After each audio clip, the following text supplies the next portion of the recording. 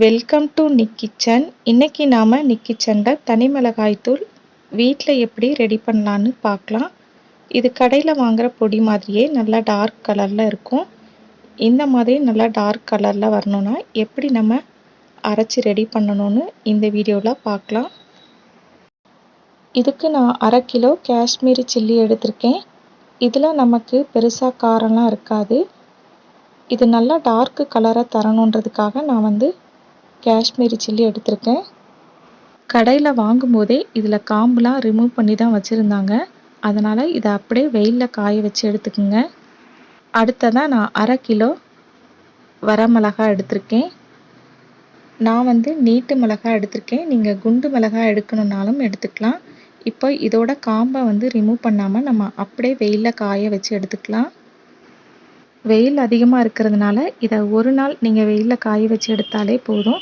வெயில் கம்மியாக இருந்தால் 2 நாள் வெயிலில் காய வச்சு எடுத்துக்கோங்க. இப்போது வெயிலில் காய வச்சு எடுத்ததுக்கப்புறம் எப்படி இருக்குன்னு பார்க்கலாம். இப்போ நான் காஷ்மீரி சில்லியை எடுத்திருக்கேன். இதை உடைச்சா இந்த மாதிரி நல்லா உடையணும். உடையும் போது இந்த மாதிரி நல்லா சவுண்ட் வரணும். அப்போ தான் நல்லா வெயிலில் காஞ்சிருக்குன்னு அர்த்தம். அடுத்ததாக நீட்டு மிளகாவை உடைச்சி பார்க்கலாம். இதுவும் நல்லா வெயிலில் காஞ்சிருக்கு பாருங்கள். மிளகாவை நல்லா காய வச்சதுக்கப்புறமா இந்த மாதிரி காம்பு எல்லாத்தையுமே எடுத்துருங்க. இந்த காம்பில் சில நேரம் ஃபங்கஸ் இருந்துச்சுன்னா மிளகாத்தூள் ரொம்ப நாள் நீங்கள் வச்சு பயன்படுத்தும் போது கெட ஆரம்பிச்சிடும். நல்லா காஞ்சுதுன்னா இந்த காம்பு எடுக்கிறதுமே ஈஸியாக இருக்கும். கலருமே நமக்கு நல்லா டார்க்கு கலரை கொடுக்கும். அதனால் காம்பை எடுத்துருங்க. இப்போ நான் மிளகாவோட காம்பு எல்லாத்தையுமே எடுத்துட்டேன். இந்த காம்பை தூக்கி போட்டுடலாம். நான் பழைய மிளகாவாக வாங்கி காய வச்சு எடுத்துக்கிட்டேன். புது மிளகாய் கிடச்சிதுன்னா இன்னும் நல்லது. இது இன்னும் நல்லா டார்க் கலரை கொடுக்கும்.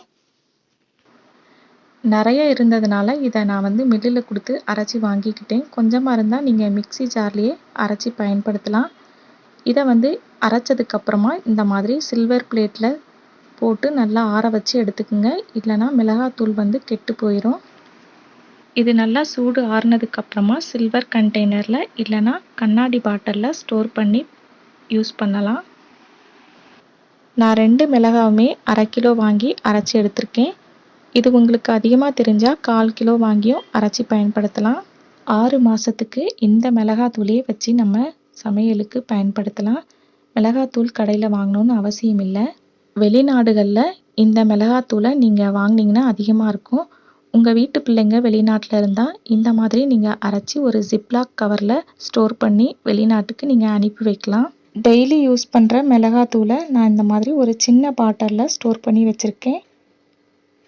இது எனக்கு 1 கிலோ மிளகாத்தூள் வந்தது. இதை நம்ம கடையில் வாங்கினா அதிக விலை கொடுத்து வாங்குற மாதிரி இருக்கும். பாருங்கள், 200 கிராம் மிளகாத்தூளே 119 ரூபான்னு போட்டிருக்கு.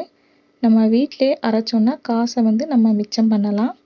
அதே மாதிரி இதில் எந்த கலரும் சேர்க்காம நம்ம வீட்டிலே அரைச்சி பயன்படுத்தலாம். இந்த மிளகாத்தூளை நீங்கள் எல்லா ரெசிபிக்கும் பயன்படுத்தலாம். நீங்களும் உங்கள் வீட்டில் இதே மாதிரி மிளகாத்தூள் அரைச்சி யூஸ் பண்ணுங்கள். நிக் கிச்சன் வீடியோ உங்களுக்கு பிடிச்சிருந்தா லைக் பண்ணுங்கள், ஷேர் பண்ணுங்கள், மறக்காமல் சப்ஸ்கிரைப் பண்ணுங்கள். பக்கத்தில் இருக்க பெல் ஐகானை கிளிக் பண்ணிக்கோங்க. எப்படி இருக்குன்னு நான் கமெண்ட் பாக்ஸில் சொல்லுங்கள். அடுத்த ஒரு நல்ல ரெசிபியில் நான் உங்களை சந்திக்கிறேன். தேங்க்யூ.